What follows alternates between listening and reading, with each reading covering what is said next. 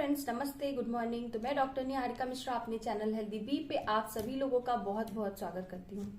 तो आज मैं कुछ जानकारी लेके आई हूँ कोलेस्ट्रॉल के बारे में। जी हाँ, कोलेस्ट्रॉल एक बहुत ही आम हो गई है। हर घर में हर किसी को कोलेस्ट्रॉल बढ़ा हुआ रहता है, कोलेस्ट्रॉल बढ़ा हुआ मिलता है। हो सकता है हम में से, आप में से बहुत सारे लोगों को कोलेस्ट्रॉल की प्रॉब्लम हो, कोलेस्ट्रॉल बढ़ी हुई हो। तो आज हम उसी पे बात करेंगे।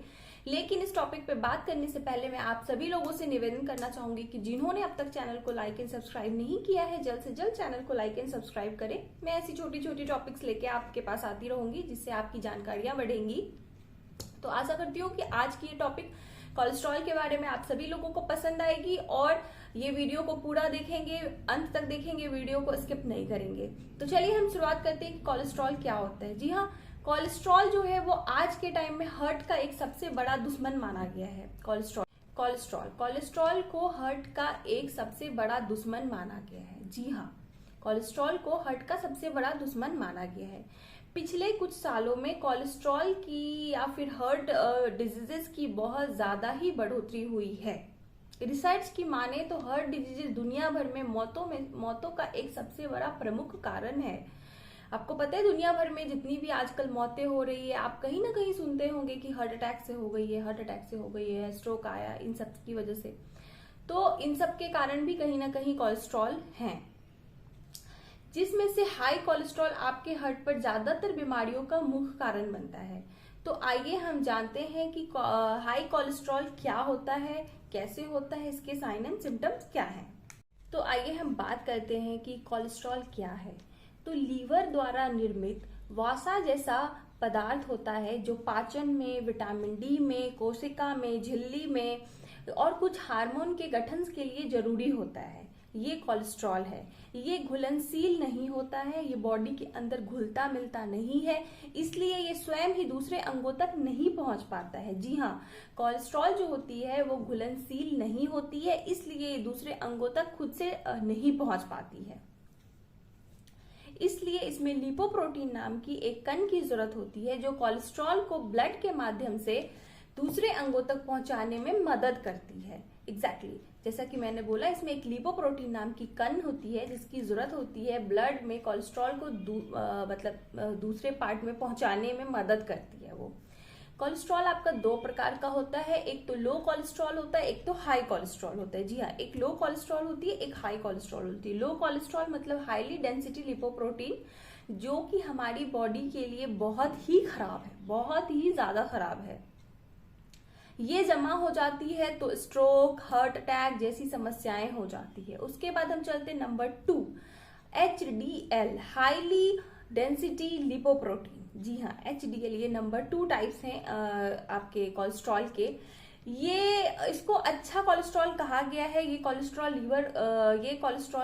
को लीवर में वापस आने में मदद करता है। ये कोलेस्ट्रॉल लीवर को वापस आने में मदद करता है, तो इसको हम अच्छा कोलेस्ट्रॉल कहते हैं। HDL को गुड कोलेस्ट्रॉल कहा होगा, आपने सुना होगा। लो डेंसिटी कोलेस्ट्रॉल को हम बैड कोलेस्ट्रॉल कहते हैं, HDL को हम गुड कोलेस्ट्रॉल कहते हैं। बात करते हैं कि कोलेस्ट्रॉल के बढ़ने का लक्षण क्या है। जी हाँ, कोलेस्ट्रॉल के बढ़ने का लक्षण क्या है, कैसे पता चलेगा कि कोलेस्ट्रॉल बढ़ गया है।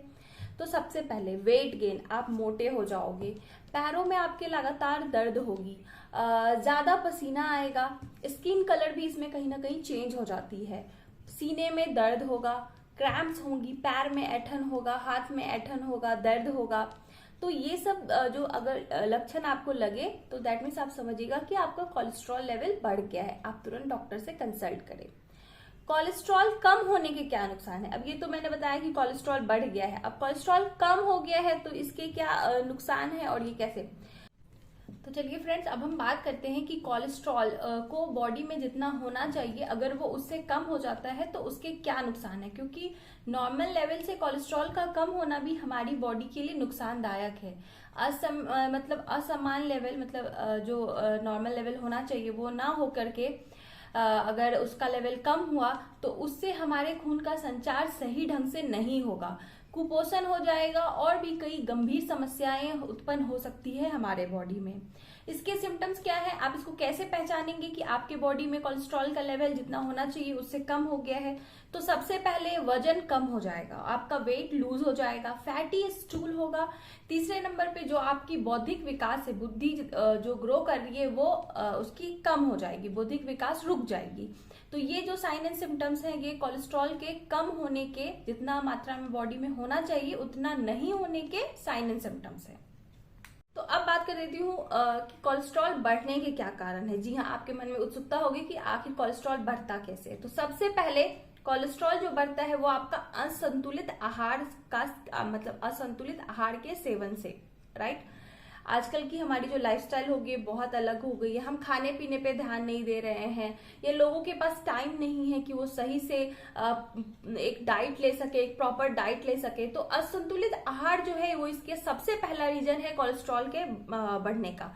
दूसरा है आपका स्ट्रेस में रहना, और तीसरा जो है वो है आपका ड्रिंकिंग। जी हाँ, स्मोकिंग और ड्रिंकिंग, ये सब चीजें जो है कोलेस्ट्रॉल के बढ़ने के सबसे बड़े कारण है। तो इसके बाद मैंने एक पेज शेयर किया है इसमें, जिसमें लिखा है कि गुड कोलेस्ट्रॉल कितना होना चाहिए, नॉर्मल कोलेस्ट्रॉल लेवल कितना होना चाहिए, बैड कोलेस्ट्रॉल का लेवल कितना होना चाहिए।